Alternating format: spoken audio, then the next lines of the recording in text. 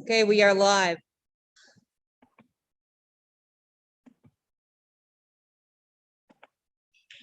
Hello, my name is Reverend Renee Kessler, and I am the president of the Beck Culture Exchange Center. Welcome. You are joining us right now for the 18th part of the Racial Justice Conversations. And you're joining us in a very special place tonight. We are here right now inside the Beck Culture Exchange Center exhibit hall. So this is our large exhibit hall. We're excited that you're here with us because we have something special coming up at the end of the month. That's right here in the Beck Culture Exchange Center, in this exhibit hall, something's gonna take place that has never been done before. It's gonna be the world premiere of I Can't Breathe. I don't know about you, but I can't wait. It's going to be good. So it's going to be right here at the Beck Culture Exchange Center running from February the 25th, 26th, and 27th. That's Thursday, Friday, and Saturday. So if you haven't got your tickets, you need to get your tickets now because we are going to be here and we're going to have the opportunity to see something the world has never seen before. I am looking forward to that, but before we get to that, we get the privilege tonight of bringing in some extraordinary guests. You are watching the Beck Culture Exchange Center Racial Justice Town Hall. And yes, we have done 18 Racial Justice Town Hall. This is number 18. Beck started doing these Racial Justice Town Hall meetings in 2020. In fact, May 25th, Memorial Day, 2020, the world watched as one man had life snuffed out of him. George Perry Floyd was murdered on May 25th, 2020. And as a result of that, Beck began a series of conversations about racial justice. Now, intentionally, we did not call it racial injustice, because if we don't know anything, we know that on May 25th, we know exactly what injustice looked like. So here at Beck, we're not looking for injustice. We are on a quest and a search for justice.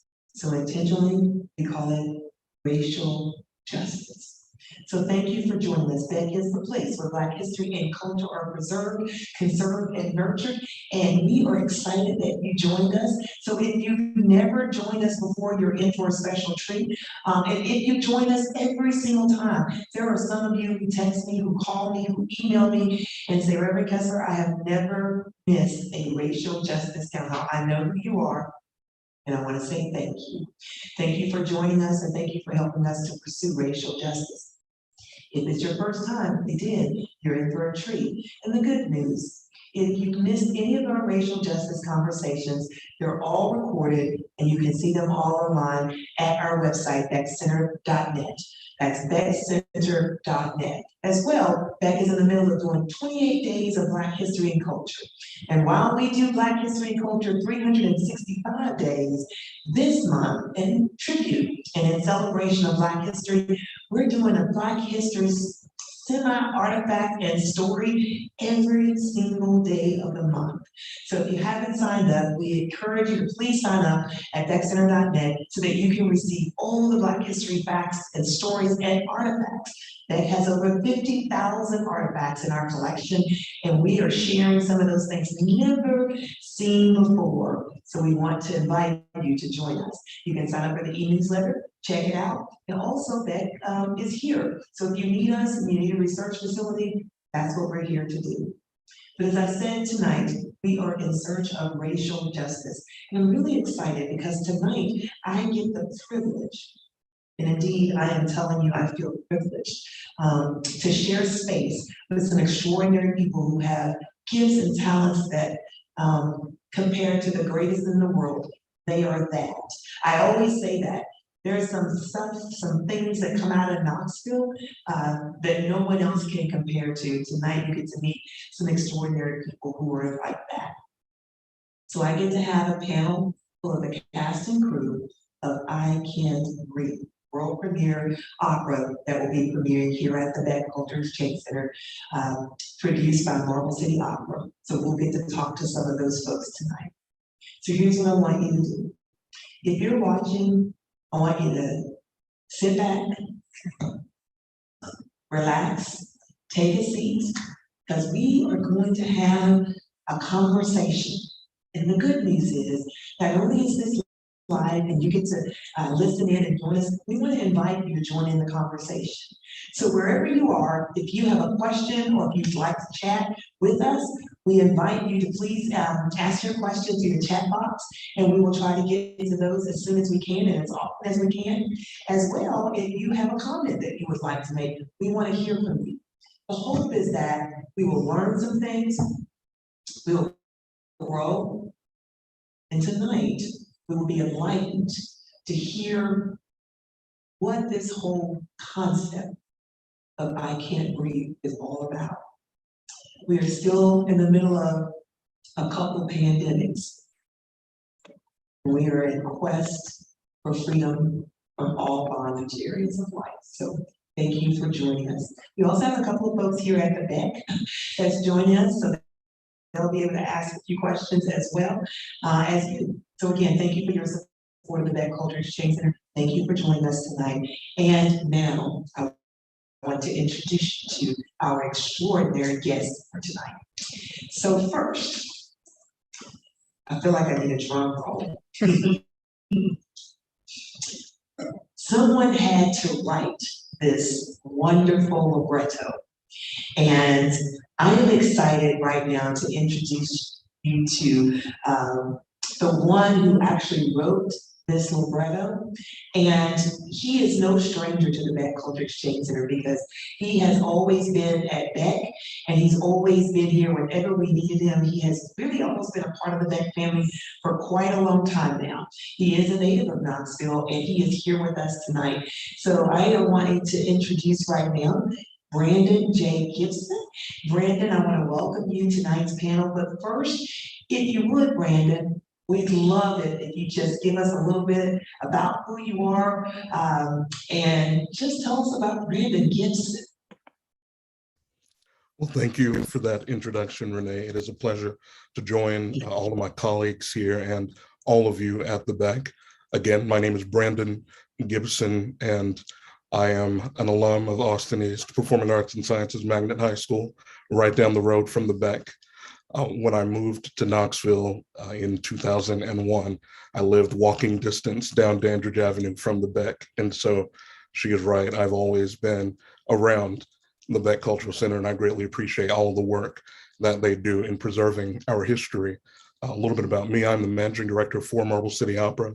We conceived and commissioned the piece, and aside from that, I'm an actor, a product of the University of Tennessee Theater Department, a singer, a narrator. I do documentaries for East Tennessee PBS, the wonderful Black in Appalachia series that they do over there. In my free time, I am a master of ceremonies for concerts and festivals and fundraisers.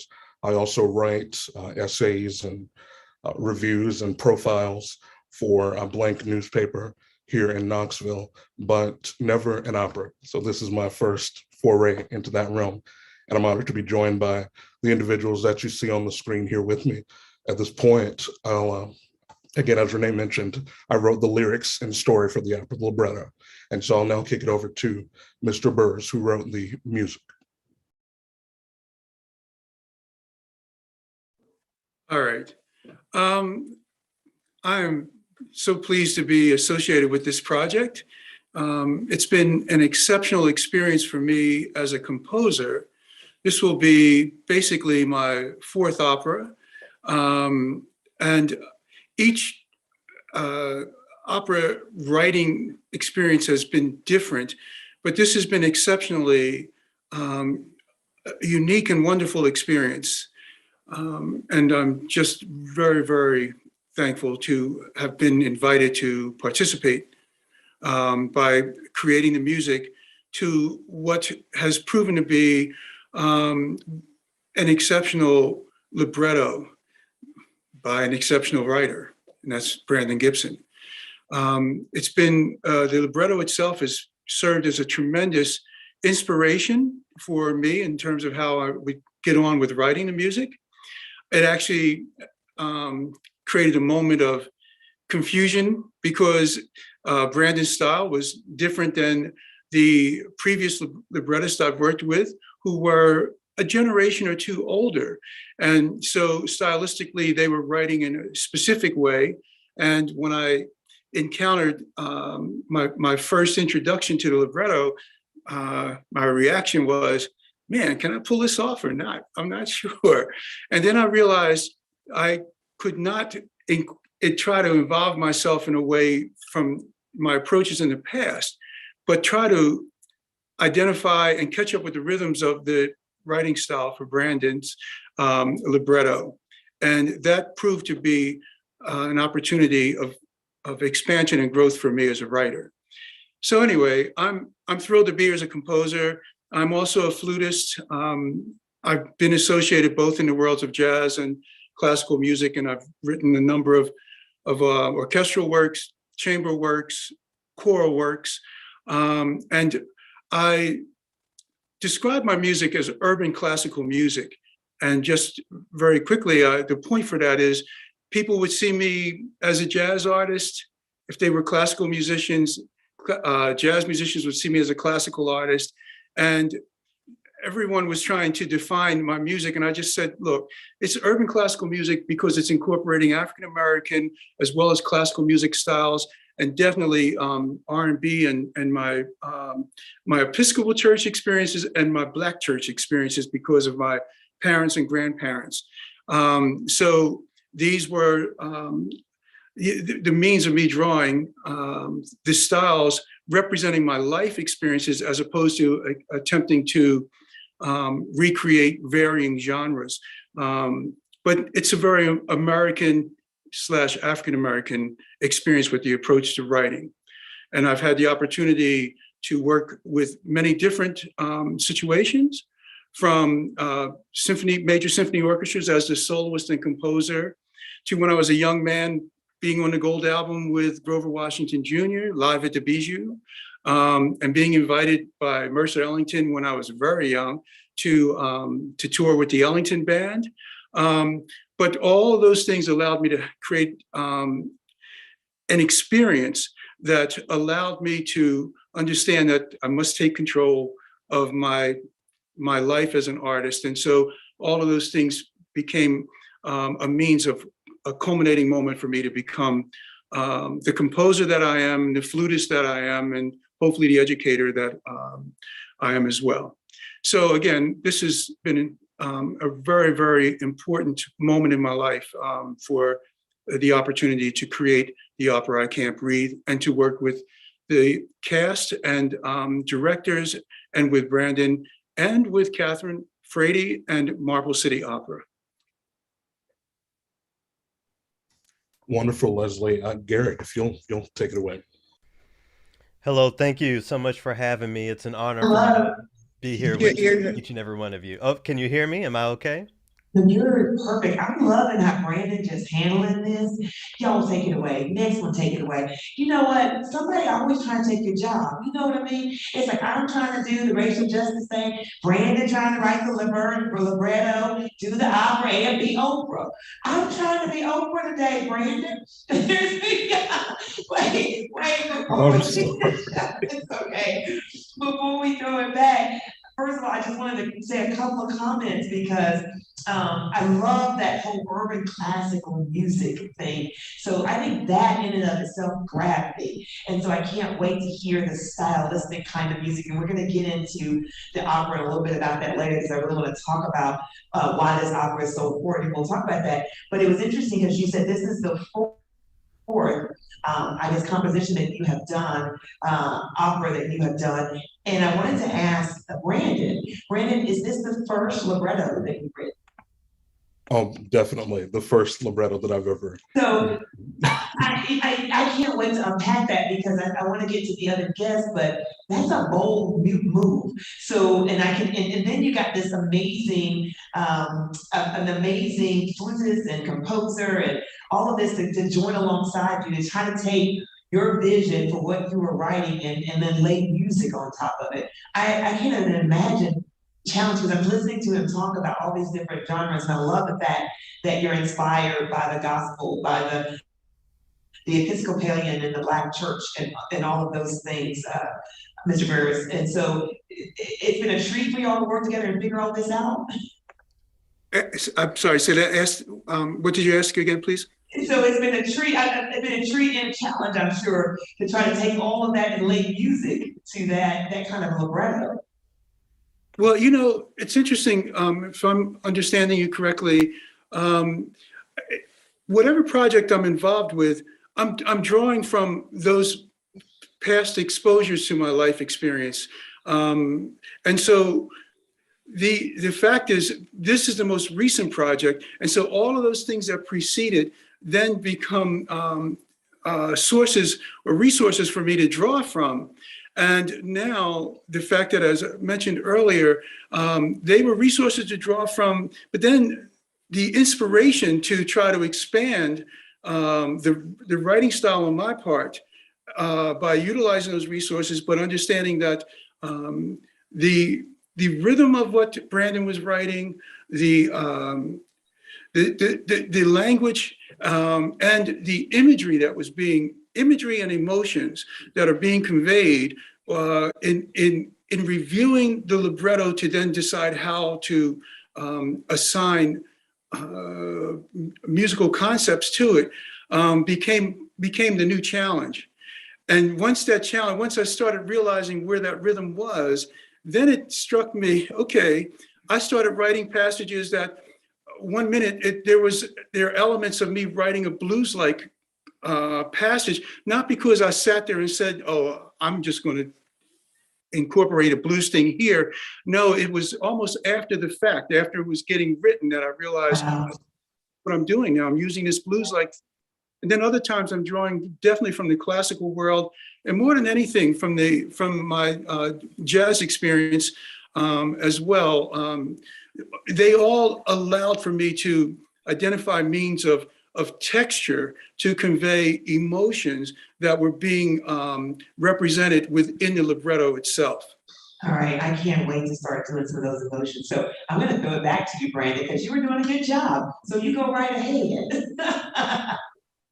And I will again draw my colleagues into this. I'm a big collaborator. So Mr. McQueen, if you will, go ahead. Thank you. Thank you so much, Brandon, and everyone at the Beck Center. My name is Garrett McQueen. I'm currently calling in from my home. I live on the ancestral lands of the Wapakudi Sioux, who are a part of the broader region of Eastern Dakota indigenous people. In 1858, indigenous people lost the battle against white colonizers and invaders, and this part of the country was renamed Minnesota. So I live in what is broadly known today as the west side of St. Paul in Minnesota. I mention that because as we continue to consider racial justice and what that looks like for Black people, we have to also be mindful about whose land our blood is continuing to be spilt on and how these conversations can lead toward broader equity in our ecosystems. So I'm a musician. I spent the first decade of my career making a living as an orchestral musician, 5 of those years with the Knoxville Symphony Orchestra as second bassoon. I was not the entire time, but more often than not, the only Black member of that orchestra, of that organization for many years. So I decided that there was something more that I could offer to the ecosystem of so-called classical music, as I tend to say. So I began to transition my career toward production of digital and broadcast media. I got my start in that corner of the industry in Knoxville at WUOT FM. Shout out to them. I started there in 2016. And since 2020, I've been working as an independent content producer and radio producer. Currently, I have 2 nationally syndicated series across public radio markets and 2 on the way later on this year. So I'm really excited about that. In addition to producing digital and broadcast media for radio, I am the founder and co-host host of the Triloquy podcast, which takes the idea of classical music and it works to decolonize it for a more relevant and equitable existence. And I can definitely speak more to that later. We were noted last year by the New York Times as a must listen. So it's the centerpiece of my work and something that I'm continually grateful to be able to take part in. There are many other aspects of the work that I do, including writing, board memberships and administration and on the ground activism. But what I really consider the fuel for everything that I do is Black equity and Black liberation. When Brandon approached me to conduct this opera, I have conducted, but I've never conducted an opera. But I realized and understood that in the spirit of racial equity and racial liberation, this is a part of that. Making sure that I can do everything I can to make this music come to life is a part of that mission of mine. Leslie was speaking to his life experience in this score. I see my role as conductor of this production as helping musicians, most of which who only have a marginal relationship with what Leslie is talking about when he talks about his life experience, the blues and jazz, and helping them understand how to manifest those sounds into something that actually does mesh the worlds of Black music, so-called classical, and everything in between. So I'm very, very grateful to be able to return back to my once home in Knoxville and to be a part of this historic event. Thank you very, very much. Oh my goodness, that was wonderful. And it's amazing because I can sit here and listen to you all day and all the amazing things that you've done. I love that you took me back in history to 1858. I literally rolled back with you to the beginnings. And so thank you for sharing that part of it. And you inspired me and you encouraged me to always think about it from that lens. I've never thought about it from that lens. So thank you so much for that. And the conductor, I cannot wait to see you. And I love it because this is your first conduction of conducting an opera, right? And it's Brandon's first time and then y'all get ready to hit this thing so far out that the world's not gonna know what just hit them. So we're gonna unpack some of the other things that you're talking about. And I look forward to doing that in the conversation. So thank you so much, Brandon. I'm gonna throw it back to you. Up next, Mr. Clark, if you'll introduce yourself. Hey, good afternoon, everybody. My name is Jonathan Clark, also known as Courageous, to those of you who might know me from my spoken word poetry days.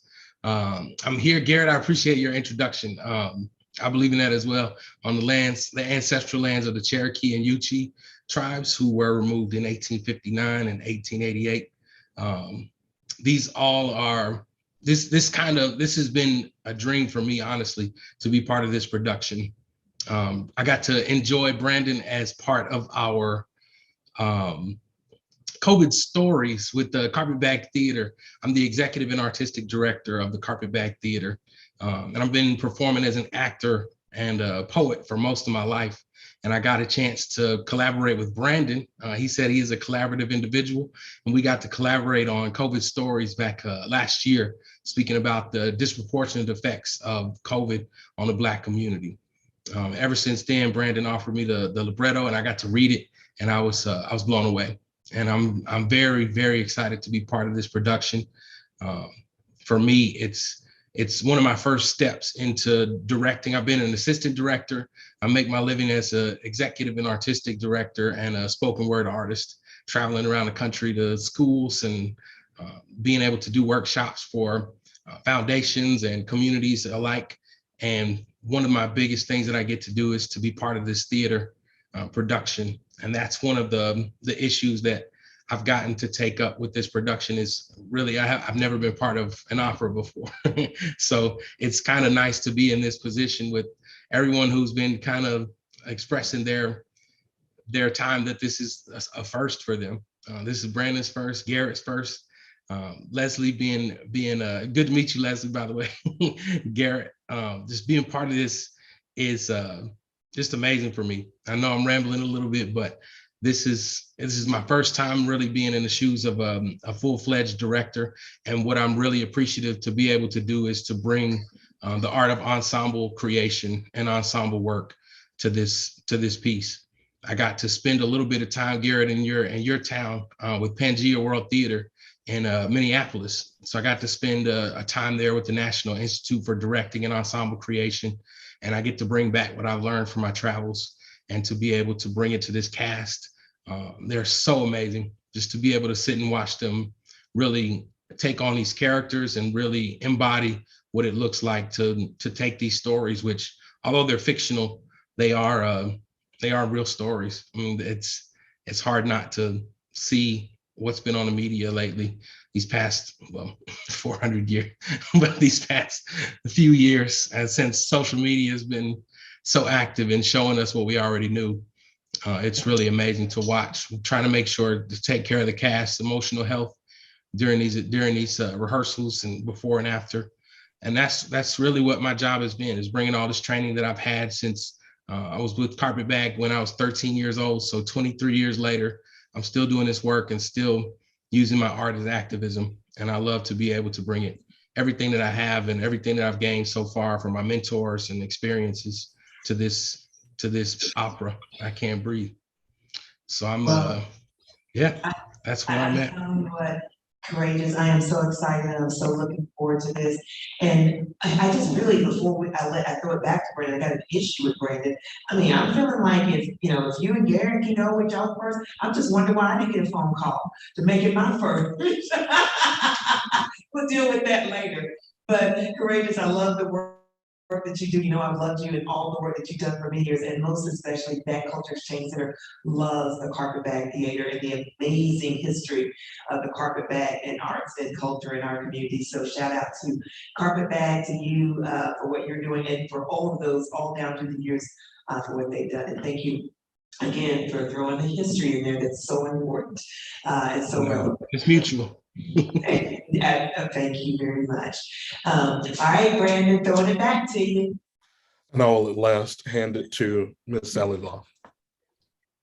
Hello, everyone. My name is Jamie Alilaw, and it is an honor for me to be a part of this project. As you all have heard, these are some dynamic people that I have gotten the opportunity to work with. And the fact that it's most of y'all's first is probably why I've been enjoying it so much. I am originally from California, living in Atlanta for the past 11 years. And I am singing the role of the mother in I Can't Breathe. And I am a lyric soprano, been singing opera since 2008. And I decidedly took an unconventional path because before all of this, I am a mother in real life. My daughter is 19 years old and a freshman in college, and just a driving force and an inspiration for me in much that I do. And so when I got the opportunity, well, when I first heard about this opera, I thought it heavy. I thought it something that I'm like, oh, well, I mean, it'd probably be good. I don't know if I want to have anything to do with it, but you know, be blessed. Just because, as Jonathan made the slip, but the accurate assessment, it's been 400 plus years. And even 2020 was not our first time seeing and knowing. And though we do acknowledge that with the two pandemics that we are dealing with, those coming together has made this a very special time. But I had a friend and colleague bring the audition announcement to my attention. Well, he brought it to my inbox. He texted me, and I said, "Oh, are you going to audition for this?" He said, "No, you are." I said, "Oh, okay." And I felt he was right, and so I did it. And I'm so glad that I did. Outside of opera, I am a coach and anti-racism facilitator. I am an activist. Actually, in 2020, I became a part of a grassroots organization called the Black Opera Alliance. And I currently sit on the council, actually with Garrett McQueen as one of the leadership council members. And I have recently moved into the realm of artist management and live production, because at the center of everything that I do is empowering and amplifying the voices of those who have been traditionally oppressed and silenced. And so to be a part of this storytelling and in this format of opera is one of the most powerful musical tools, right? Especially when you think about the voice. So it all very much aligns with who I am, what my passions are. And as I mentioned, just being in this rehearsal process, being in the coaching process with Leslie. When I got the libretto, I emailed Brandon. I didn't know him, but I emailed and I was like, bruh, this. So just, and working with Jonathan as a director, you know, and so greatly appreciating the approach that he brings, and trusting me, and allowing me with the freedom and the feedback he offers. And I can't wait to get into orchestra rehearsals. I think it starts tomorrow, with Garrett, to see what he's working with. I'm ready. I'm excited.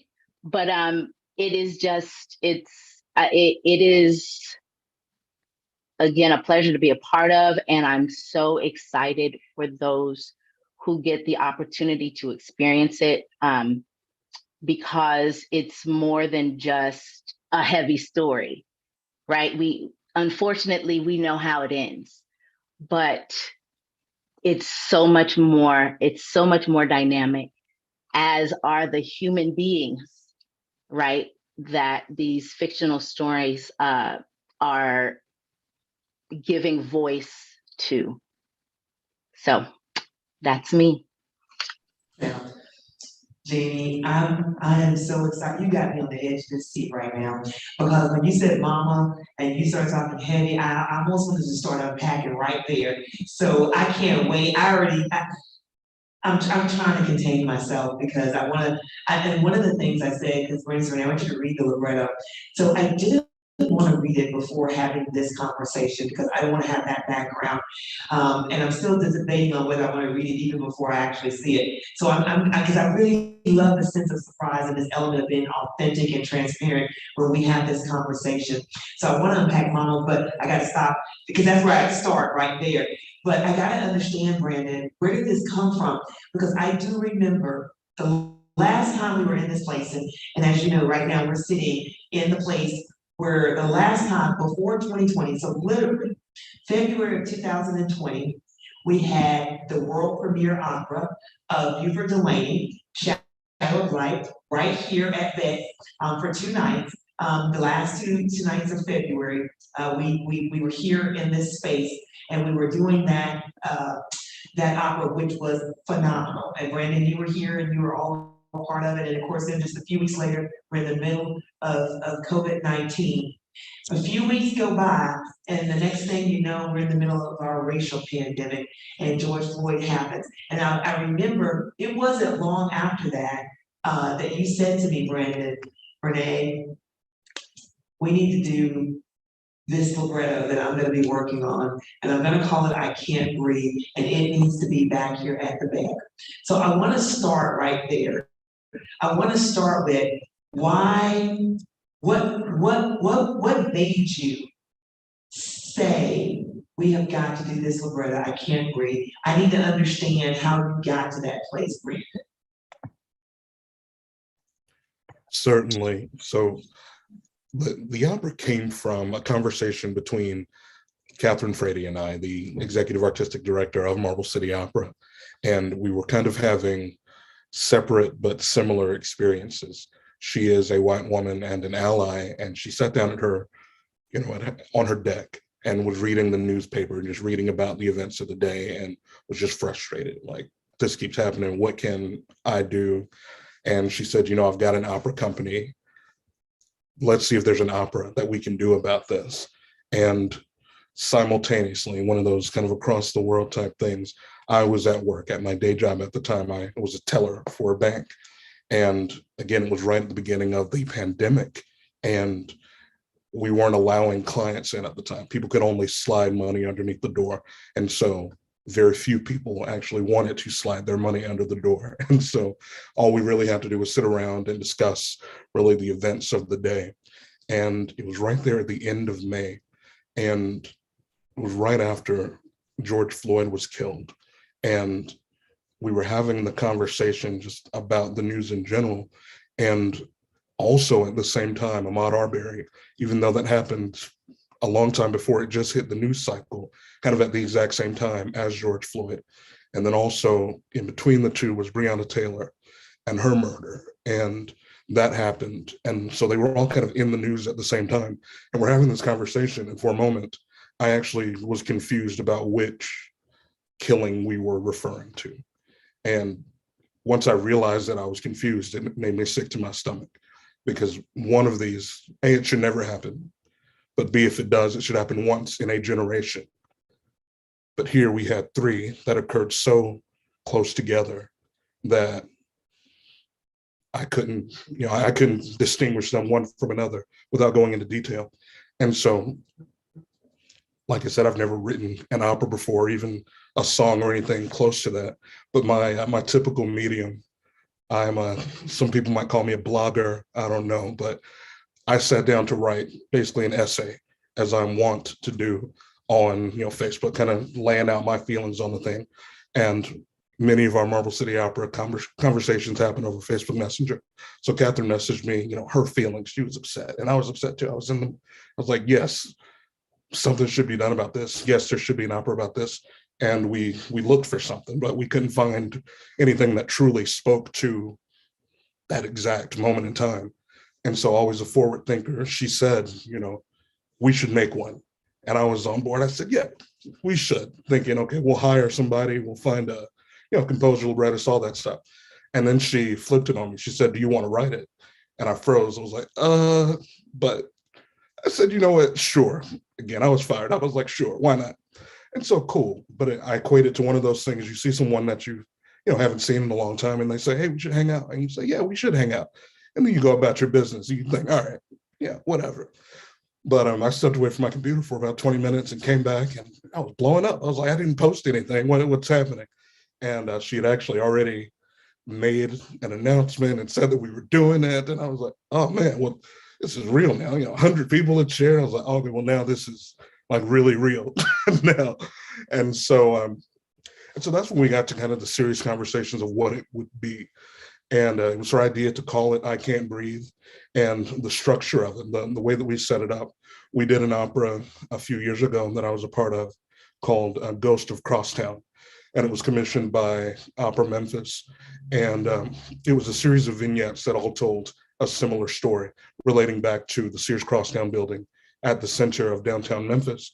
And so she said, hey, can we call it I Can't Breathe? And let's set it up like that, like Ghost of Crosstown, as a series of vignettes, and set it up in a way so that it can be, scaled up or scaled down. A small company like us or a big company that can do it. And maybe a group number at the end or something, maybe spice it up. And it was like, okay. So from there, had a title, had a structure. And then I sat down and said, okay, what exactly do I want to do with this piece? What am I trying to say here? And really, to me, the true tragedy of all of these things that continue to happen is that you have real people overcoming the tragedies, the triumphs, everything that all of us go through in life. And then something completely preventable and stupid happens, something hate-filled happens, and just like that, their life is over. I always use the analogy, imagine if you're watching a superhero movie, Batman or something, and he saves Town Hall, he throws the Joker in jail, puts the Penguin in jail, all this stuff. He wins. But as he's walking back to the Batmobile at the end of the movie, he slips on a banana peel and breaks his neck. And that's the end of the movie. Could you imagine the movie theater? People would trip. People would, there'd be a riot in the movie theater because, that's not how it's supposed to end. But to me, that's the feeling I get every time I see a headline when another Black person killed because they had their phone and somebody thought it looked like a gun, or they had a hairbrush, or they were tall for their age, or any of the other excuses that are offered for taking our lives. And so that's the message that I wanted to tell with these and with these stories. Brandon, so you took this tragedy, you took the challenges of the situation, and then what you chose to do about it, you and then of course working along with Catherine Frady and Marble City Opera, is put it into an opera. But I want to pose the question to the panelists about how did they feel, right? How did they feel? Because literally we're about to come up on 2 years now.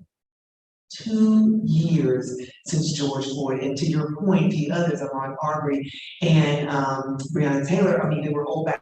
And I think Courageous said it very well that, just these are what we saw. This is not what we knew. We always knew what was happening. But I guess my question for each of you is, how did you feel?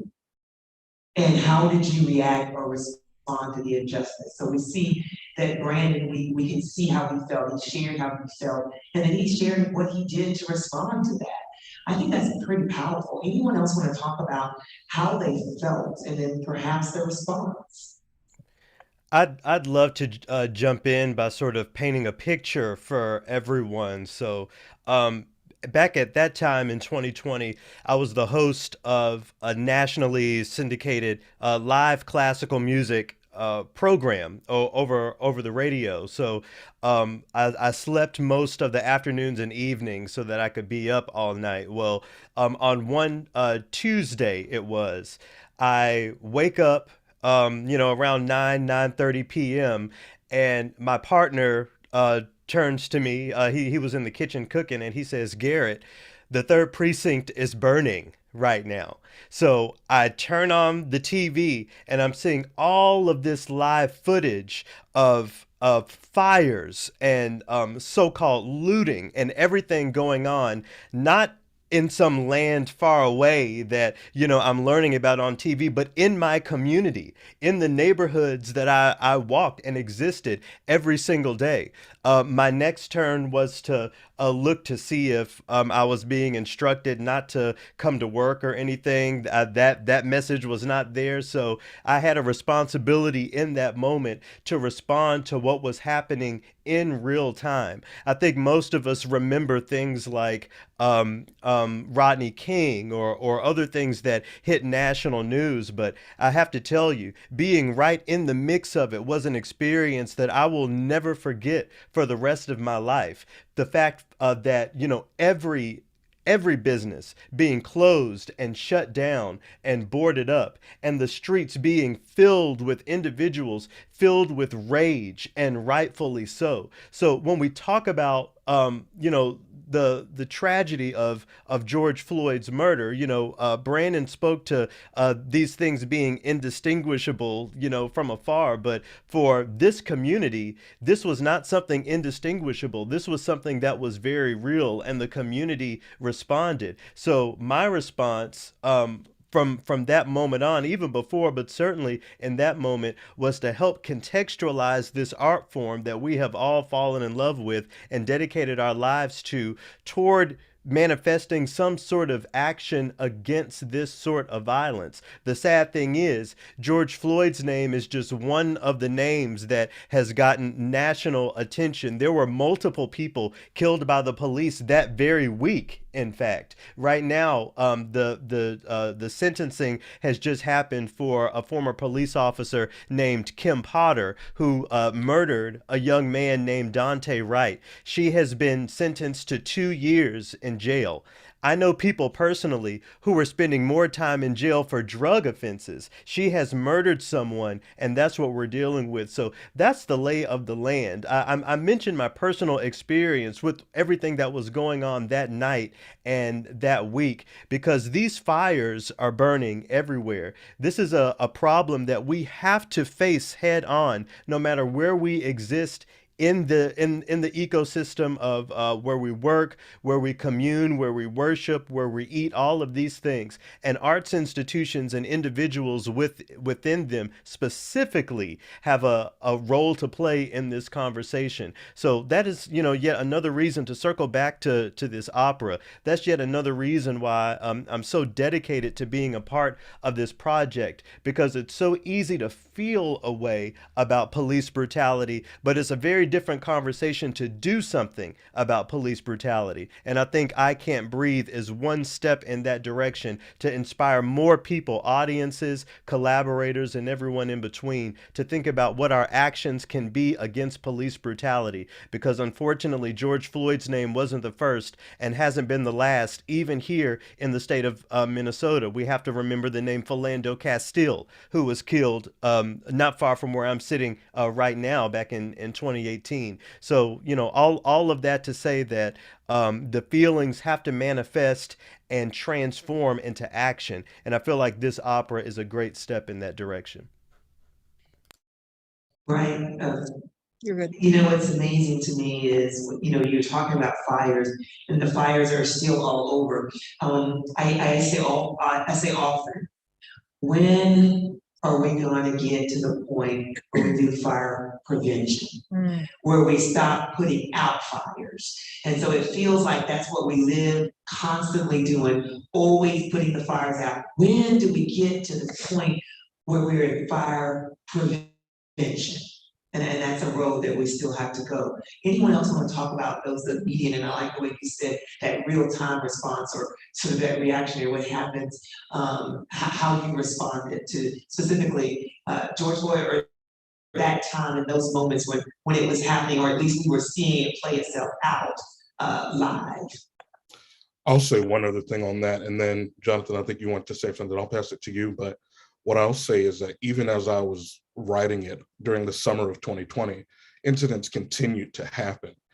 There was the young man in, I believe, Kenosha, Wisconsin, that even as I'm working on this opera in response to the 3 killings that happened in the spring, another one happened just even as I was writing, and that even played into the writing of the piece. The finale is called How Many More? And that really rose as a question that I asked in response to this, because I think I'm even forgetting some, and that makes me sick to my stomach as well, because the one in Wisconsin was not even the only one that happened during the summer of 2020. A couple of them continued to happen, even in the short 3-month period that I was writing this opera. And so the response is very much baked into the work. Jonathan, I'll pass it on. Thank you, Brandon. No, it was, I spoke about the time I got to spend with Pangea World Theater and the National Institute for Directing and Ensemble Creation in Minneapolis. And one of the scariest parts of it for me, which this shouldn't be a scary experience, but as I prepared to go up to Minneapolis, I had a lot of people in my national theater community tell me to be really careful. And especially people from there were kind of letting me know beforehand, hey, I don't know how police are in your area, but when you get up here, you need to be really, really careful. And this is consecutive summers, like 2017, 2018, and 2019. So this is before all this happened. And I was kind of in awe, like I dodged a bullet by getting home safely three summers in a row. And it was just being able to see, like Garrett was talking about, this is the 3rd precinct, and this is basically where people were. I was walking up and down Lake Street, what is, I didn't know that's what was, I didn't know it was that kind of issue. And I'd always thought of police presence in the north as okay, we might be able to be a little safer up there, but Knoxville, it was just, I've always thought the policing in the South was more of a direct cousin of the origination of slaves and slave catchers, the way that policing came from in the beginning. So this was really news to me. I was kind of caught off guard by people telling me, hey, you need to tread lightly and be very, very careful when you go to Minneapolis, because they don't treat people like they do down here. And for me, coming from the South and being a person of color in the South, that was disturbing for me. And then watching it all play out and seeing over and over and over. And it's like, I get what they were talking about now. So for me, it was this sense of relief that I dodged a bullet, just being in this position and made it home safely. And I didn't know how close I was to some imminent danger. So Yeah, that for Joey. me is what made it, no, that for me is what made it spectacular, kind of, just a spectacle to see. Yeah, because it's like a lot of times your mom or parents or older folks will tell the young adult, particularly Black males, you need to be careful. You hear it, but I don't know that you really internalize it until you're faced with it all of a sudden, and it's real, and it is scary, and quite frankly, it is dangerous. And you know, a lot of people keep saying, "Why are we still having this conversation?" And I think we answered the question when we said, and I loved it because I don't want to give it away, but it sounded like you said, Brandon, that last scene is how many more, right? We're still having the conversation because it's still going on. And so whenever someone asks me, Renee Kessler, why are you still having this conversation about racial justice or injustice or about racism or about this pandemic? Because it is still going on. Anyone else want to chime in there? Because I do have a question I want to ask. Is that Jamie I see? Yes, yes. Jump in.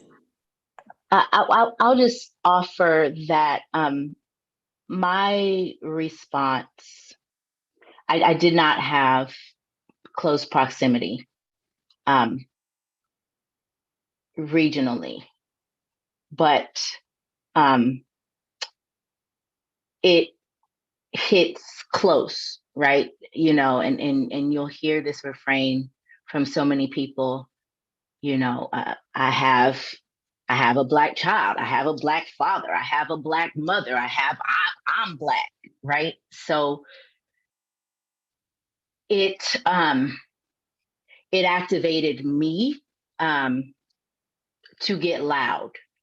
I'm an opera singer. I'm in this world where the majority of players through and through, right? The funders, the general directors, the stage directors, the conductors, the singing colleagues, the musicians in the pit, the audiences are majority white. I am an Army veteran.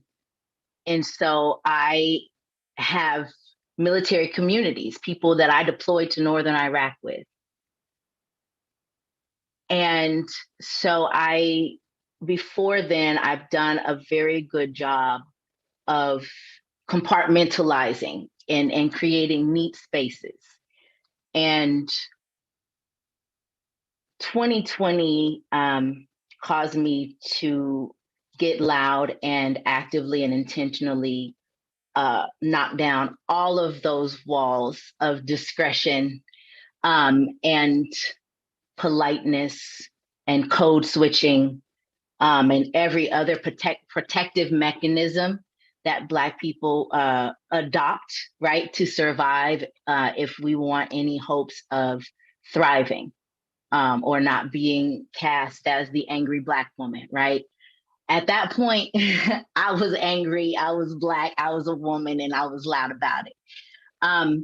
And I found that, again, with these various intersections of my communities, I became very polarizing. And I liked it. Because we are in a place where there's no middle. There's no middle. There's no neutral. there's no lukewarm. And so I felt that the time called for very clear declamatory, like you got to declare, say it with your chest. And I also found that there were many, many, many people who reached out to me to thank me for convicting them, asking questions, expressing frustration with themselves, right? Like how was I so blind for so long? And I said, I know, sugar, how was you so blind for so long? But we're here now, right? And so it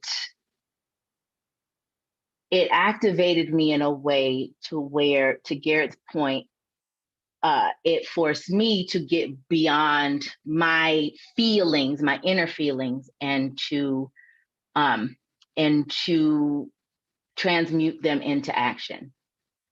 And so, you know, and as I talk about this passion that I have for the voice,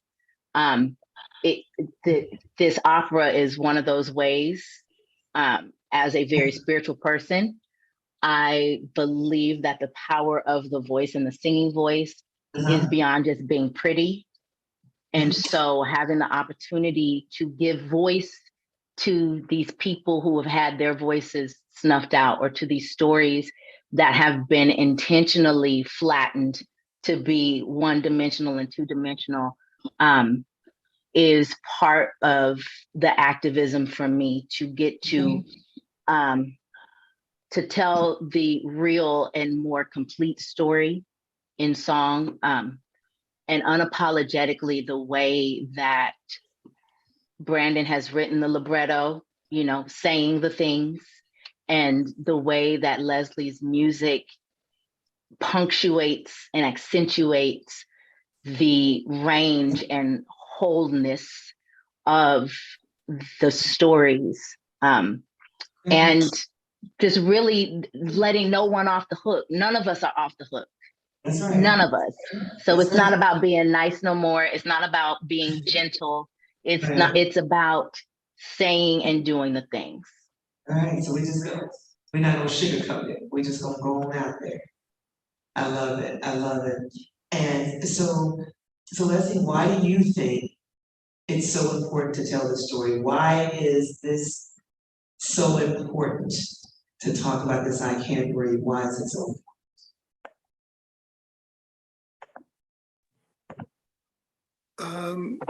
I'm listening to everyone, and the thing that struck me at this very moment, because of the generation I represent, which is a little different, a little older than the rest of my colleagues, I've had an opportunity to witness more of the same over the course of decades and decades. And so I was just thinking, listening to everyone, the power of the smug grin of privilege and acceptability on Chauvin's face as he knew he was allowing the life of a human being to ooze out while calling to their mother. I said, I just realized at this moment that grin was, if not equally, probably more definitive of the power of how society is set up. That smug grin made more of a statement in those 8+ minutes or whatever amount of time than all the police dogs, all of the fire hoses, all of those things over the course of how many 40, 50 years prior to the smug grin. So, and those things prior to the smug grin in the 50s and the 60s and the 70s were the acceptability, they were acceptable because they were preceded by hundreds of years of this is the only way this society is supposed to work and be understood. And so when that message is that constant, for me to see it, I was just struck with the concept of privilege, that you are allowed to put a knee on a neck to allow life to dissipate in front of you, and you get joy from it. And I always equate it to not unlike you take that picnic lunch to go see the body get hung and become its own strange fruit. So all of those things impacted on me at that moment. But frankly, the only thing that was new was it got to be taped and presented. But for all who have attempted to make people aware of society's functions as the oppressor and the oppressed, and the function that we must always perpetuate the concept of any African-American human being to be anything less than that, to always be viewed as dehumanized. The libretto helps to remind you that we have families, we have people that we care for, and we fight for, and we love for. And all of those things can be reduced to a smug grin and the dissipation of life. So that's how that moment impacted on me. And that's how I continue to view our every waking moment as a race for becoming the most significant statement of how life could be, should be, but is not. That's the best way. Yeah, wow, the smug grin. I typically start off these discussions with a very simple question, and I like it to get complicated. And it's very simple. We know a smug grin is injustice. It's the face of injustice. What is racial justice? What is racial justice? I'm just wondering if you can help me, because I get a different answer every time. I'm all good, and I feel like I take every one of those answers because I'm coming up with a complete definition of what racial justice really is. Gary, you wanna take a shot at that for me? Sure, thank you. My short answer is that racial justice is reparations. We've been conditioned over the generations to believe that this is something that is not possible, something that shouldn't happen, or even something that cannot happen. And we have seen through the pages of history that there are many communities who the wrongs against them have been served with reparations. So first and foremost, we can never lose sight and never lose hope for true liberation in that way. You know, we think of the days of slavery as being so far gone, but my grandmother, who is very much alive and well in the city of Memphis, where I'm originally from, she grew up sharecropping. Her mother, who I knew until I was about 5 or 6 years old, was born on a slave plantation. And not only do we have the stories, but thanks to my mother, we have images of that. So this is not something that's far away and in the past. This is something that continues to reverberate through Black communities to this very day. And the only real way to actually deal with that is reparations. That's the short part, but it really gets deeper, because racial justice,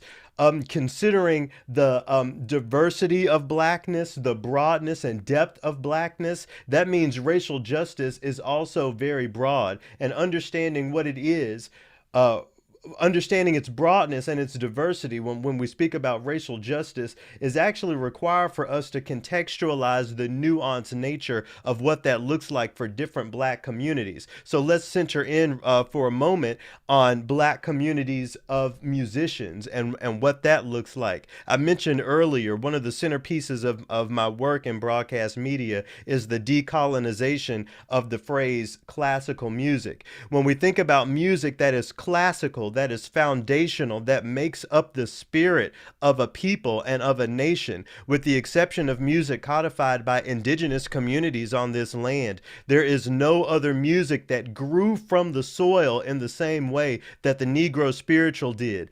Opera was imported, orchestral music was imported, all of these things were imported. So once we really begin treating the Negro spiritual as America's foundational music, at that point we can grow to address its evolutions as American classical, getting into the blues, getting into the jazz, the R&B, even the hip hop, all of which I believe has a role in this opera that we're all presenting. So when we speak to racial justice, I feel like we have to, when it comes specifically to communities of Black musicians, begin to have the conversation and plant in the minds of more people that our conceptions of classical music is based on racist and racial conditioning. We will see justice when we see our music put on the same platform, if not a greater platform, than the Brahms and the Mozarts and the Rossinis and all of these people. Once that happens,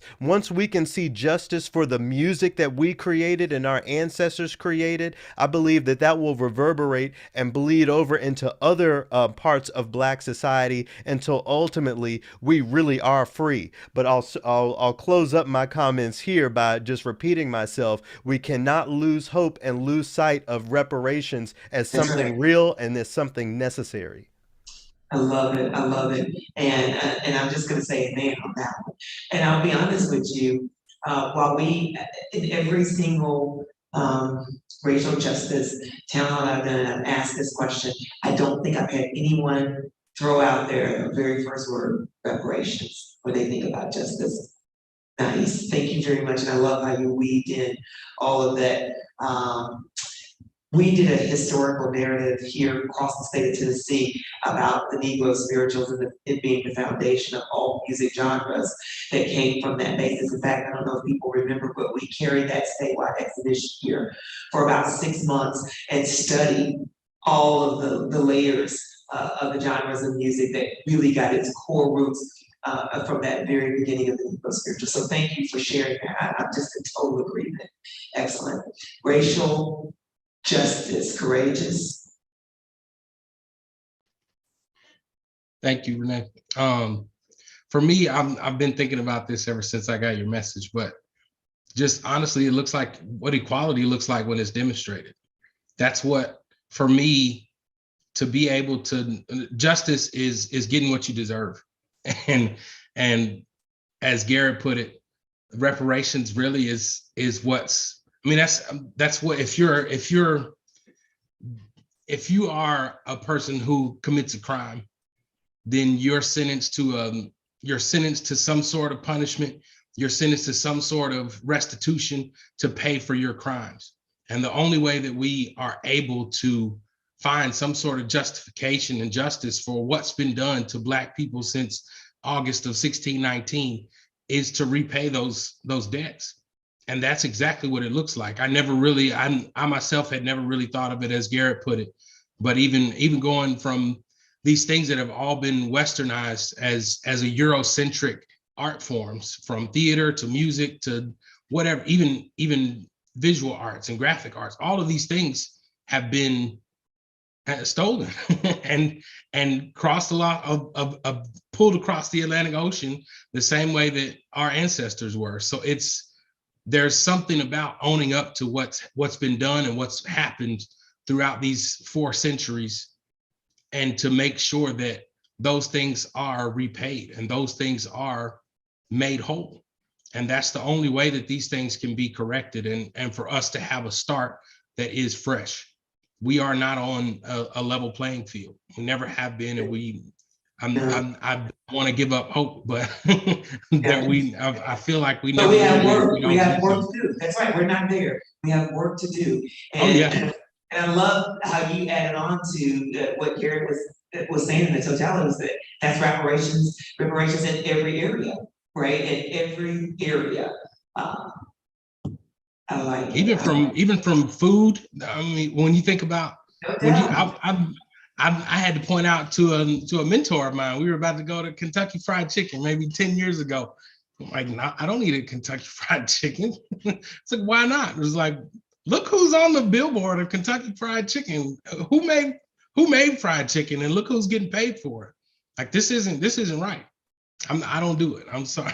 So it's just looking at the world and how it works, but it's just like, one of these things. you really do come to an epiphany where you look at life differently, right? The more wisdom, the more knowledge, the more wisdom you acquire, the more you realize we just let a lot of stuff go that we need to deal with. We need to deal with it. Brandon, justice.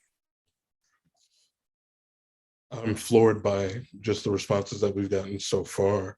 I agree with everything said. The only thing I would add, I would say, to me, racial justice is respect.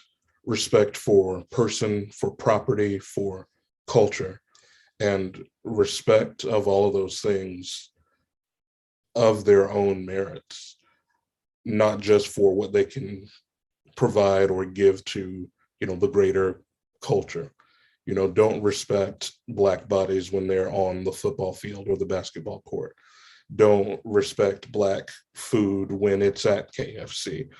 Don't respect Black music when you just feel like listening to some jazz or some hip hop that day. If it's equitable, which it is, then it's always equitable. It's not just equitable when it's contributing something that you enjoy. And so justice is respect for us, for our culture, for everything that we bring to the table at all times, not just when it's convenient. And I think everything else kind of comes from that. It's, you have to have that baseline of respect, because then you won't think that it's okay to kneel on someone's neck for, X amount of minutes if you respect them as a person, as a human being, as a valuable contributor to society. Would you kneel on, LeBron James' neck or something? No, because you respect him as a contributor to society. Then don't kneel on the neck of the other Black man who you don't know, who is not a celebrity, who is not doing something that you think is, worthy of survival.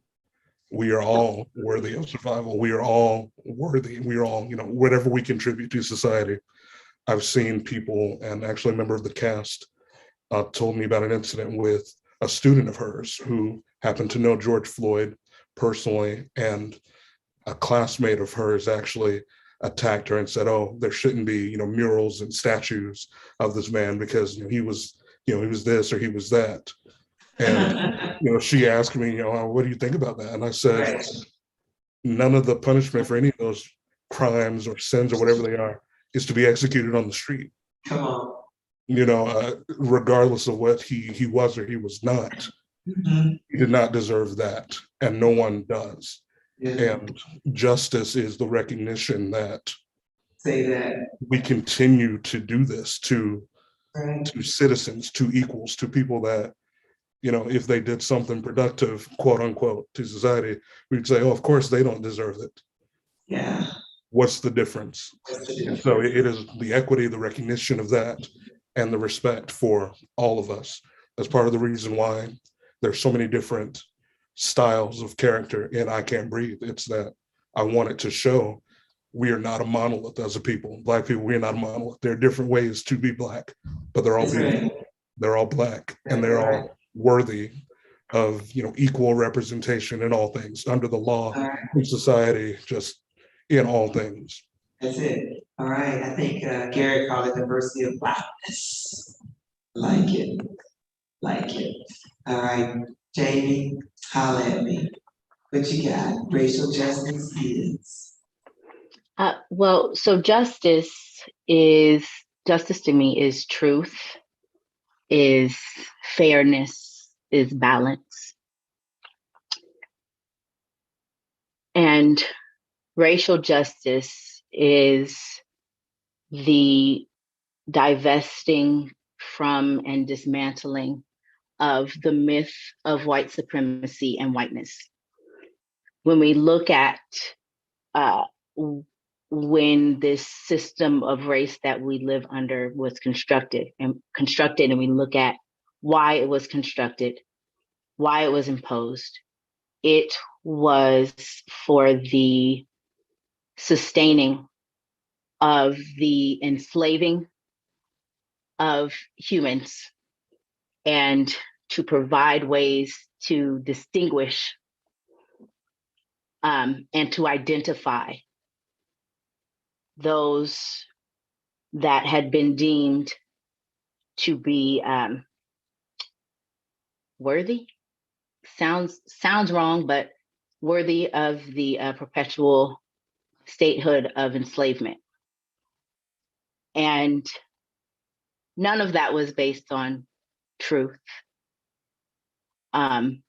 Certainly not fairness or balance, right? But race, as we experience it as a construct, has always been made up for the benefit of those who would enslave.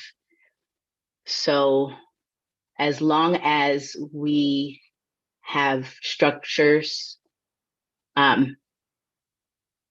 that continue to ascribe to this myth of white supremacy, because whiteness was created to be a counter to Blackness, and to provide systems to maintain control.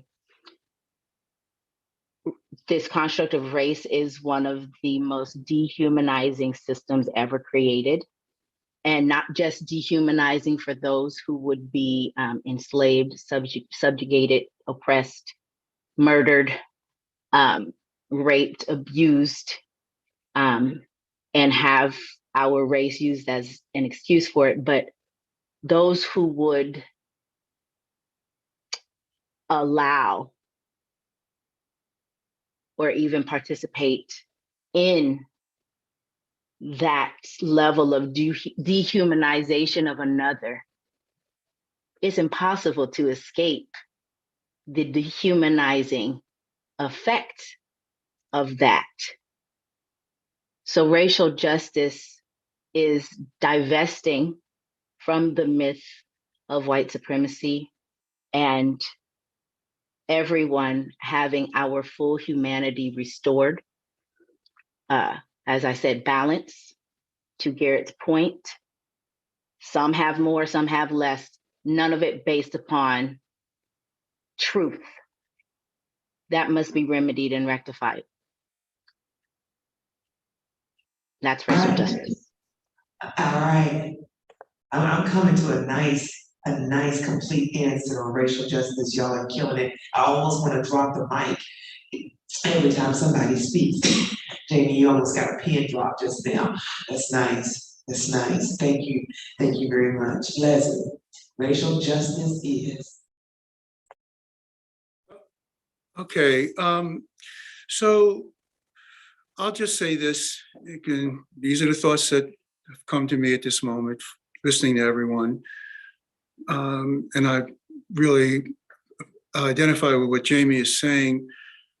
So I'll say this. The concept of racial justice is a worthy aspiration. And then I'd like to say that the reality of racial justice is, from my perspective, a mythical aspiration. And I would then want to say that the concept of putting the word race or racial in front of the word justice, in terms of the way this society is set up,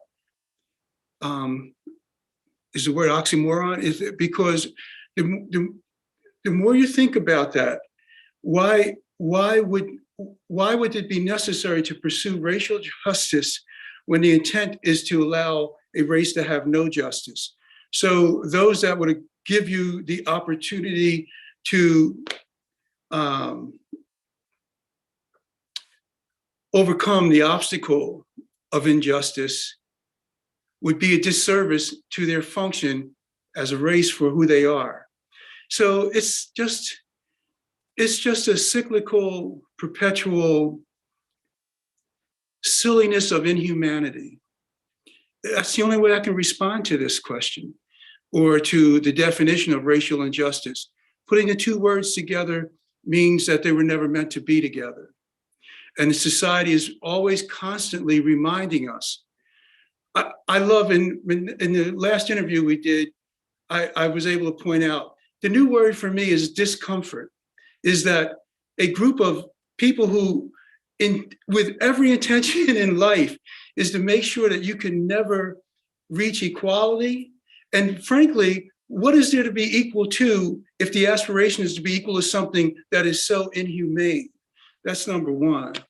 But then just the idea that we're never meant to be able to literally speak the truth, because once you speak the truth, it is going to reinforce or expose the concept of inhumane acts, which then makes those committing the inhumane acts, it puts them in discomfort.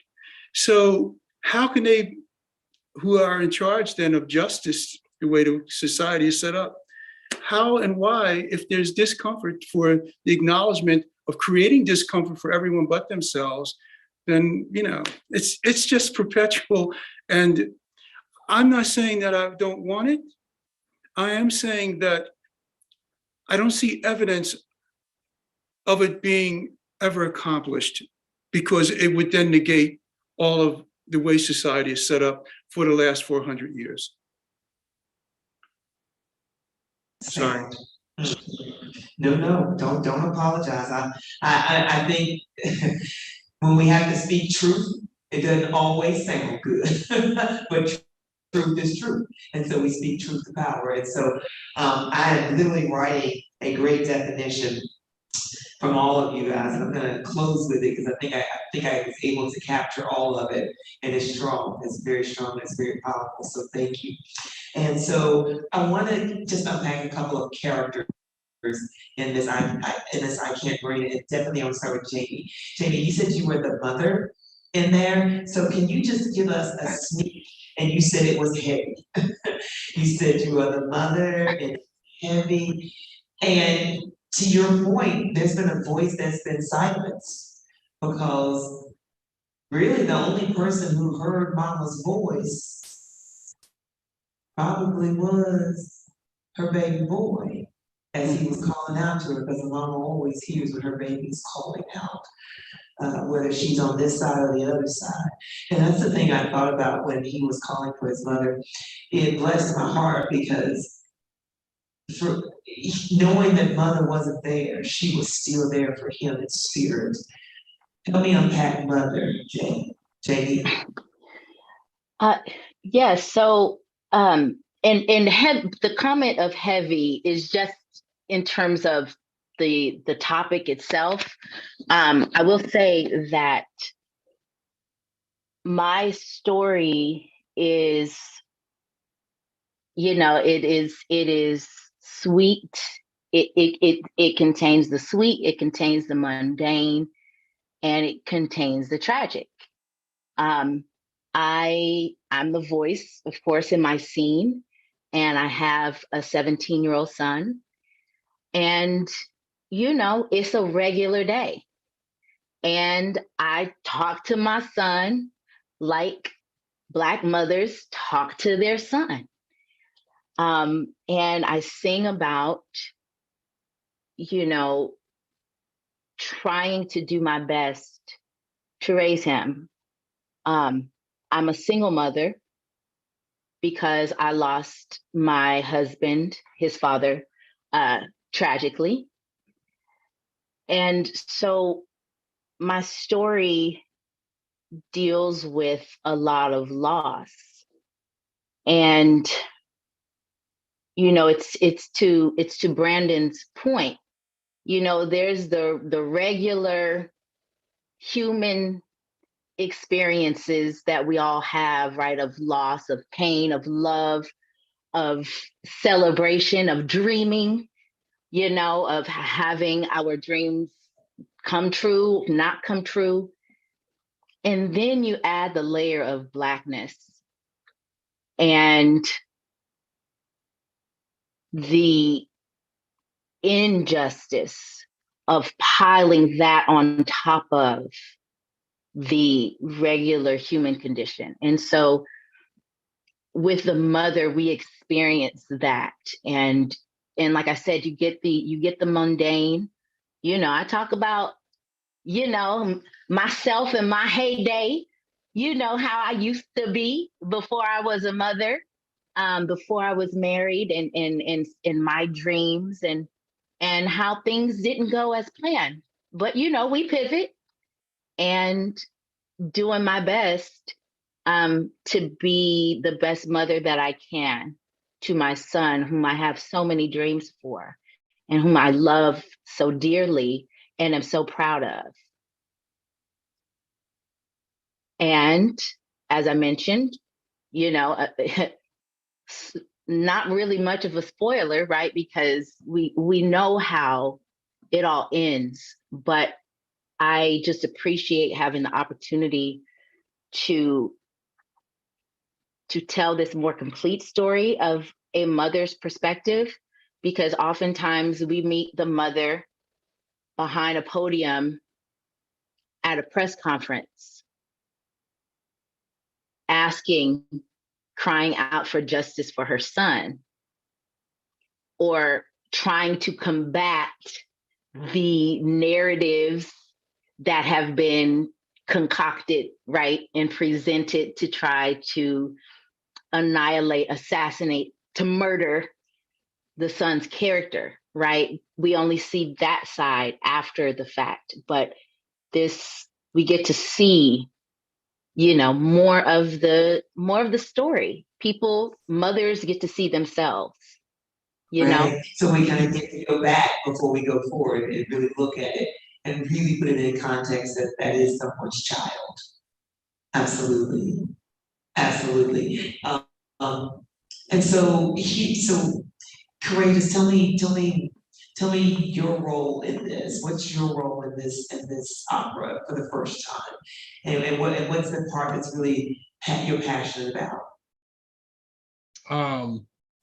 It's hard to name one part that I'm most passionate about, honestly, because it's how the story is told. I guess it'll be the finale. It's what I'm most passionate about. Allowing these characters to speak after death, and that's something that we never get an opportunity to even consider, is what, after this trigger's pulled and after the line goes flat, what happens, and what do you think about? So for me, honestly, I was trying my best to not theatricize this too much, and not make it a theater spectacle, but to really allow space for these words to be heard and space for this story to be told, and give it the movements, and give it the pauses, and give it the actions that can really accentuate the story and take as little from it as possible. There are moments here when stillness is required. And that's one of the things, I think one thing that we've all done when everyone's kind of finished their scene, and at the end of it, there's just this moment where we don't want to say anything, we don't want to move, we don't want a pin to drop. There's just this moment. And in theater, it's usually the moment of applause. It's like, hey, oh, that was great. And in this, it's this moment to sit with this and feel it. And for me, I just can't add so much to this that there's any kind of distraction from this moment that happens at the end of each character's vignette.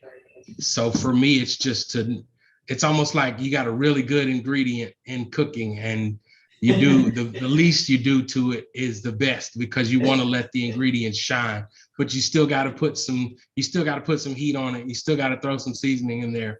but you don't want to overcook this meat. You don't want to over season these vegetables. Like this is what needs to be done. Yeah, and I felt that when you were talking and you were speaking, and I know the power of silence. I know the power of that moment, allowing that moment to really sink in. But that whole idea of speak after death.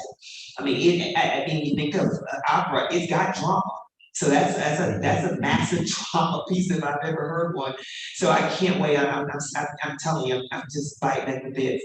I can't wait to see it. And so Garrett, you're conducting. You've never done an opera before. Tell me that part that just you get caught up in. It's so good. That part you just really find yourself completely drawn into. Yep. I sort of spoke to this earlier, and I'll say it again. So, because of all of the conditions that created our conception of classical music, that means there's a certain perspective that has been to the forefront when it comes to our training as classical musicians. So what I see as my biggest task, again, is to take this orchestra, many of whom have not had, again, that direct proximity with what Leslie describes as his life experience, the feelings and aesthetics and sounds of the blues and the jazz, and how that manifests on the instrument. So, you know, when I get into these rehearsals beginning tomorrow and throughout next week, I'm really seeing my job as helping contextualize that for the musicians, to just oversee the rehearsals in a way to make sure not only the notes are right, but that the notes are felt and the notes have meaning. So I'm really looking forward to it. I definitely see that as my biggest task. But while I have the microphone, I wanted to just respond to something really powerful that Leslie was speaking to when we talk about, again, this idea of racial justice and the evidence that we have as this being something that can seem relatively out of reach.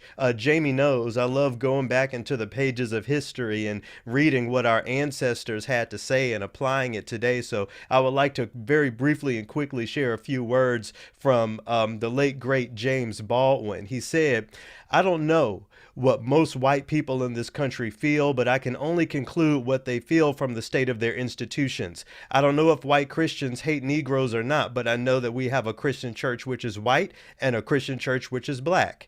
I don't know whether the labor unions and their bosses really hate me, but I know I'm not in their unions. I don't know if the real estate lobby has anything against black people, but I know the real estate lobby is keeping me in the ghetto. I don't know if the Board of Education hates black people, but I know the textbooks they give my children to read and the schools that we have to go to. Now, this is the evidence. You want me to make an act of faith, risking myself, my life, my assistant, my children on some idealism which you assure only exists in America, which I have never seen." I think that is a very important quote for us to understand in this context, because while we don't have the evidence, we still have the ability to create. And this is why the arts are so important. Going back to the Negro spiritual, think about the hope that music gave to enslaved people. Think about the black church during the 50s and 60s and how those spirituals and those houses fuel protests, and what Martin Luther King and all of these people were doing. Brandon and Leslie have created something. This has to be our example. We don't have the evidence of racial justice, but that doesn't mean that we don't have the ability to create it. So in my responsibility as a conductor, I'm taking that creation, this thing that has never existed before, that does exist, and I'm putting myself, my whole self into it to do everything I can to make sure that it can manifest not only in correct notes and rhythms, but in correct sentiments and in correct feelings, and something that might even inspire action. Wow. Okay. Wow. I'm trying to drop another mic over here because that was so strong.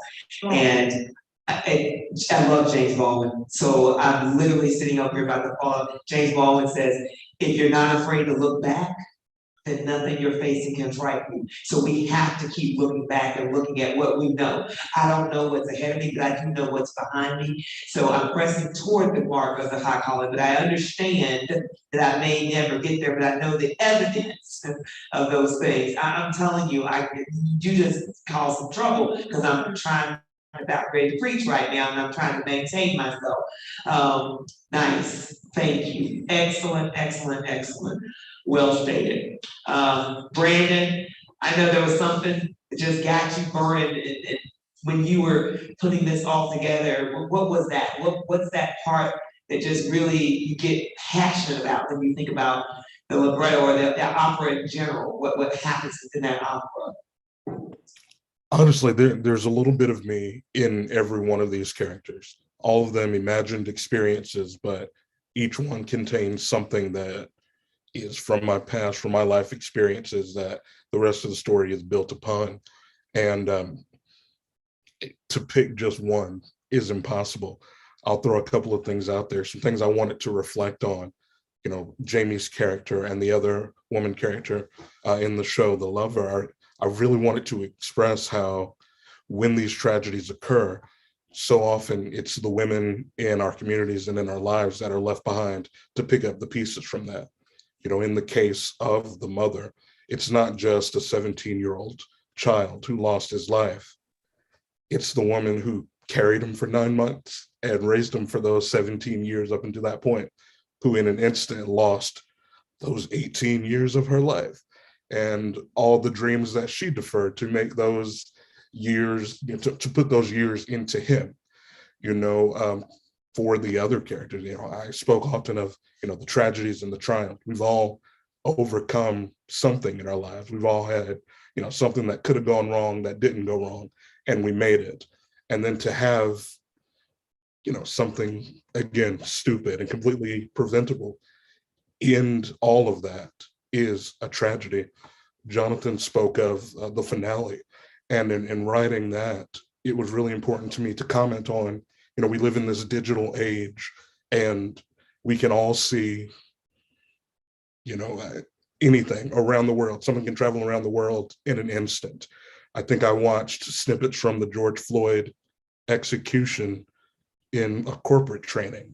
You know, it was incorporated in all these things. And then I thought, death is one of the most, it's not one, it is the most intimate experience that one ever has to endure. It's the most intimate thing you ever experience. What's that like to have your final moments shared around the world in a corporate training, you know, in a random YouTube video, in, you know, just whatever. You know, I thought of, you know, my mother passed. And so as George lay there calling for his mother, when your mother passes, it's not something that you ever forget. You always know that she's no longer there. And so in that moment, his suffering was so intense that he completely lost himself and cried out for the only thing that could potentially bring him comfort or save him in that moment.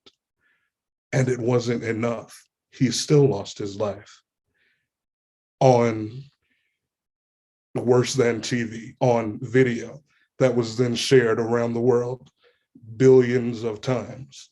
You know, that intimacy, that, you know, they turn the mic off, you mute yourself on Zoom if you don't want to hear, you know, if you don't want someone to hear you, you know, cough or say, you know, an off word.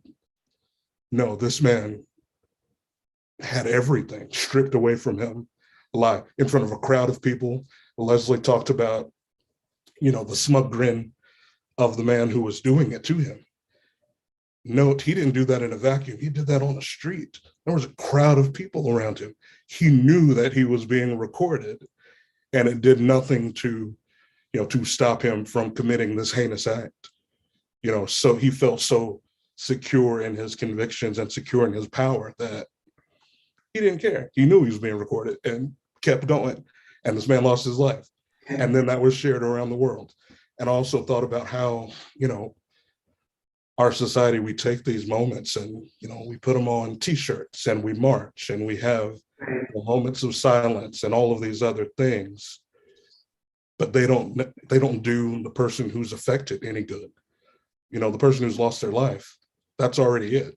That's right. It doesn't matter to them that their face is on a t-shirt or that you held a moment of silence for them.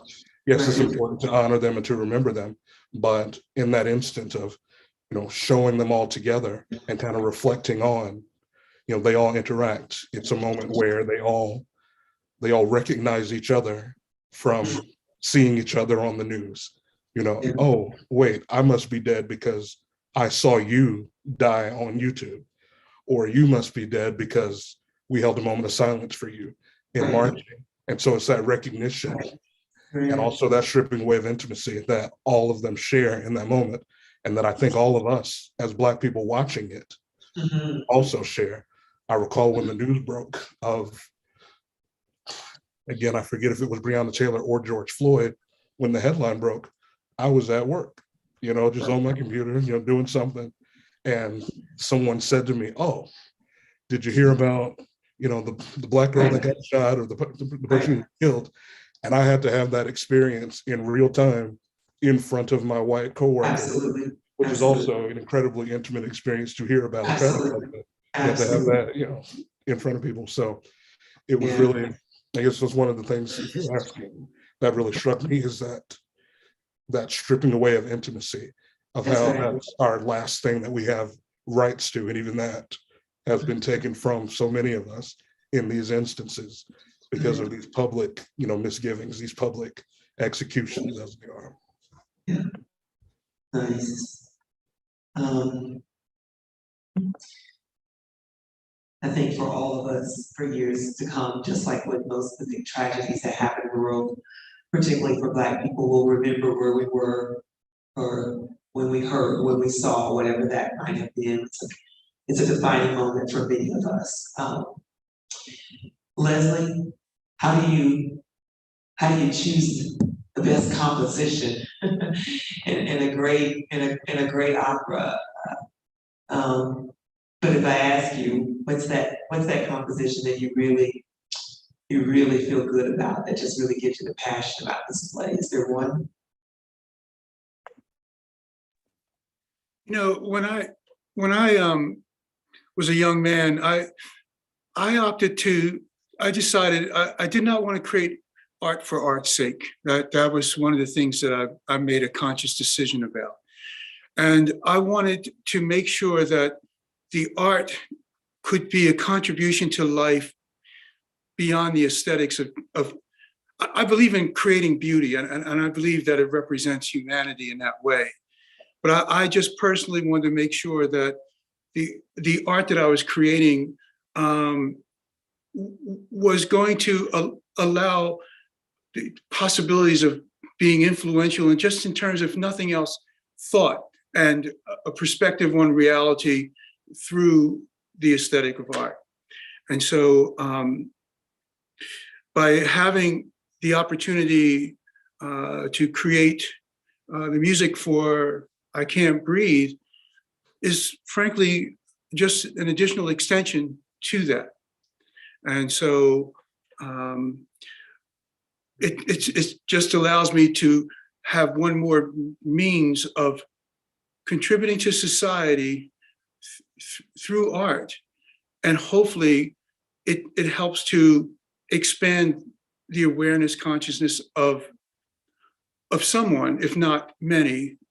And I think what's crucial here is the idea of how we as a race work together too, because this is a great example of it, just in these little windows in our Zoom presentation today. It's convenient for people to see us not work together or perceive us as not working together. I should say it that way, perceive us as not working together. And so this collaborative activity, this collaborative creation of art and trying to give back, not to give back, but trying to enhance an understanding for society to be able to grasp is the most significant aspect of my involvement and association with this project. Wow, thank you. I knew I wasn't gonna get a one answer, but it was a great answer. And we are now coming to the end of our time together. It's been very special. Um, but I wanna allow each of you, just for a minute or two, the last couple of minutes, to make some final comments. And I wanna open that to you, to give you about 2 minutes for whatever it is you would like to leave us with. But I'd like, if you wouldn't mind, to close us out in your comments also with a takeaway. What is it you hope that people will take away from this opera? I Can't Breathe. So I'd like to give you again the opportunity just to close any closing comments so we can make sure everyone has had the opportunity to say whatever it needs to be said. But also ultimately, when folks come, and they will come, and they see this opera, what is it you hope they will take away? Jamie, you were the last one when we opened, so I'd love it. Mind to open us up and start us as we close out. Sure. So I've spoken to it a bit, but the humanity of this opera, as Brandon mentioned, the different vignettes, each story, each person has a different background, a different trajectory, and what they have in common is that their paths were stolen from them. And so I want people to know that they are being invited into seeing the humanity of these people. For Black people, this is a message for Black people who would come or would watch, because I know my own response when I saw the title of it, and I know many of us are weary of reliving trauma. I'll say this,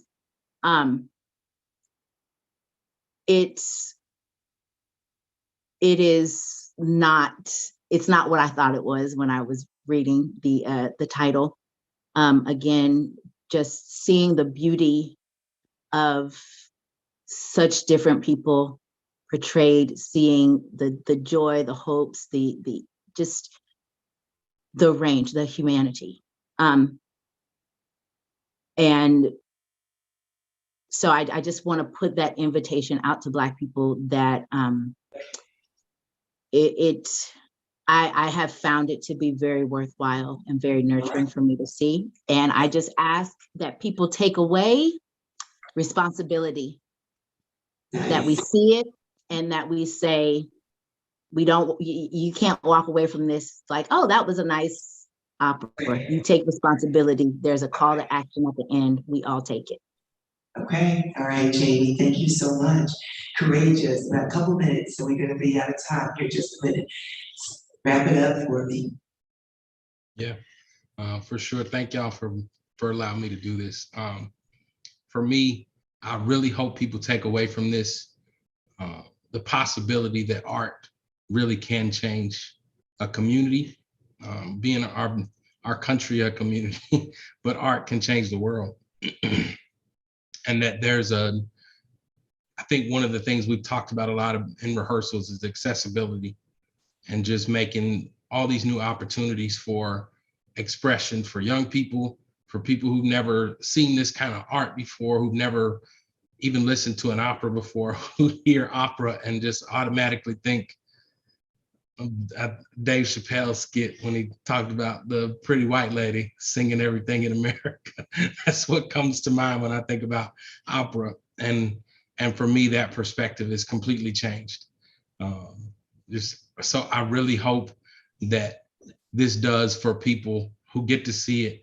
What it did for me was change that perspective and change this opportunity for people to really understand that there are more art forms out here than just what we're used to. So give it a chance and really find something in this play and someone you connect with.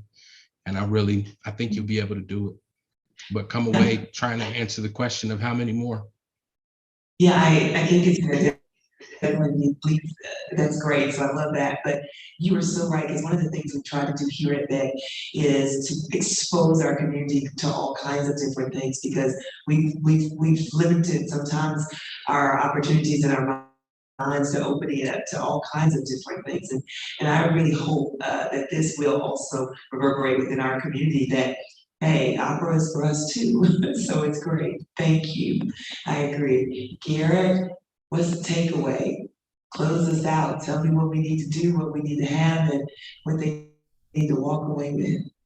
Yes, thank you. Because a love for James Baldwin was put into the space, I'll include in my final comments a bit more of his prose. He wrote, "All I know about music is that not many people ever really hear it. And even then, on the rare occasions when something opens within and the music enters, what we mainly hear or hear corroborated are personal, private, vanishing evocations. But the man who creates the music is hearing something else. He's dealing with the roar rising from the void and imposing order on it as it hits the air. What is evoked in him, then, is of another order, more terrible because it has no words, and triumphant too for that same reason. And his triumph, when he triumphs, is ours." Words of James Baldwin there. Police brutality is a scourge on our entire nation. While the direct impact is disproportionately on Black men, it's a scourge that doesn't ultimately only impact Black people or people of color, but all people. So what I hope people take away from not only this conversation, but also the opera that we're premiering next week, is a true sense of hope toward a triumph that will benefit us all. I know that this will be a successful premiere. It will be a triumphant premiere for both Leslie and Brandon. And as James Baldwin wrote, their triumph will be ours. Thank you, I agree, and I cannot wait. Thank you so very much. Leslie, could you give us the closeout and let us know what we need to take away? From the libretto, we kept hearing how many more times, but I want for the title, from my perspective, is how many more times must we cry? And then I want to say from the libretto that Black lives matter to those living Black lives. And my last statement is, when more is the same, no more. So I think that's what I'd like people to take away.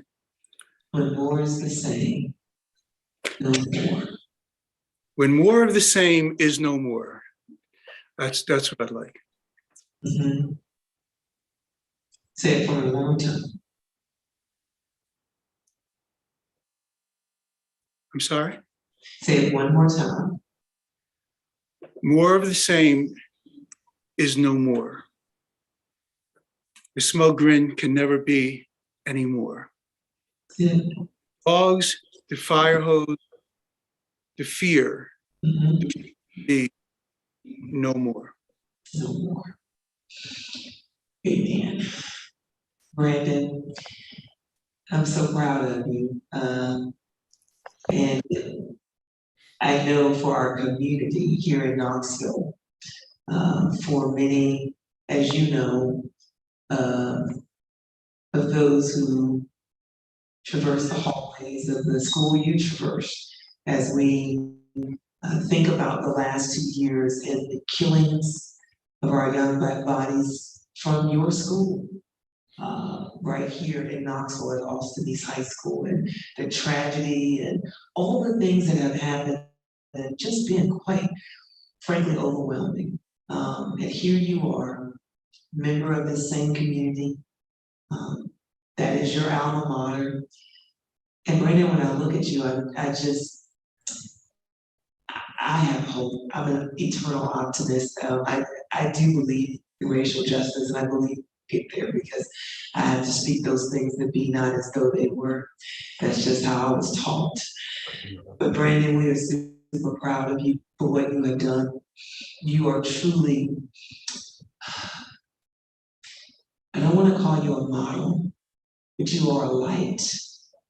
And I believe that you're a light that's shining bright for so many to So thank you. I want you to just close us out, particularly for our young Black brothers and sisters who are watching us, and specifically for those who are from your alma mater. What's the takeaway?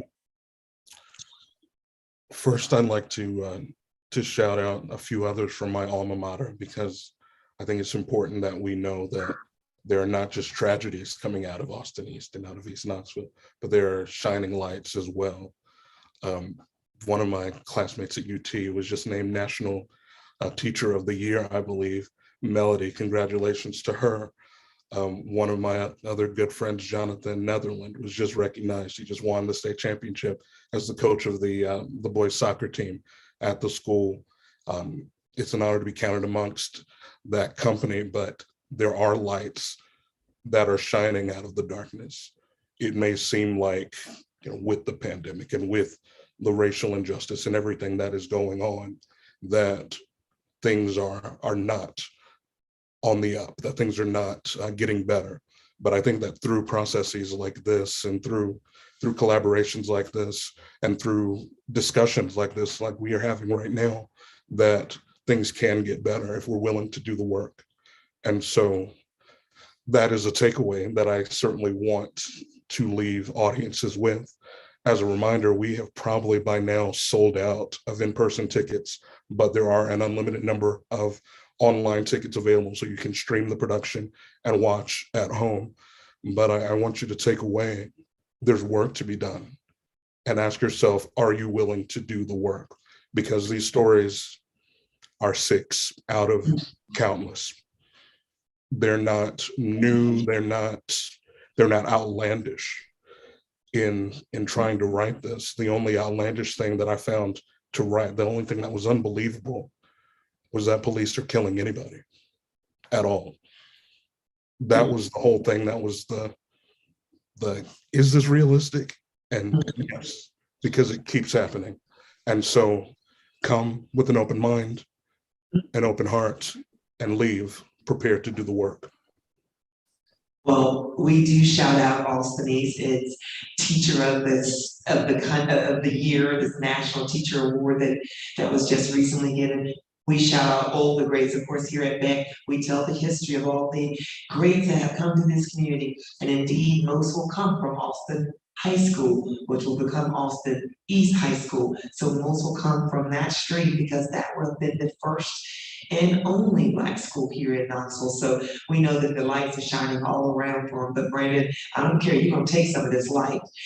You are a light, and we are very proud of you. So I saw you divert, but they're all great. But tonight is your night, and you are truly a light, and we're excited. Now, I did hear you say some interesting news in that, but this is good. This is already sold out, but they're going to be streaming. So how do they stream, and when will that be available? Do you have that information? Yes, ma'am. Streaming tickets are available now. Okay. Just go to marblecityopera.com/tickets.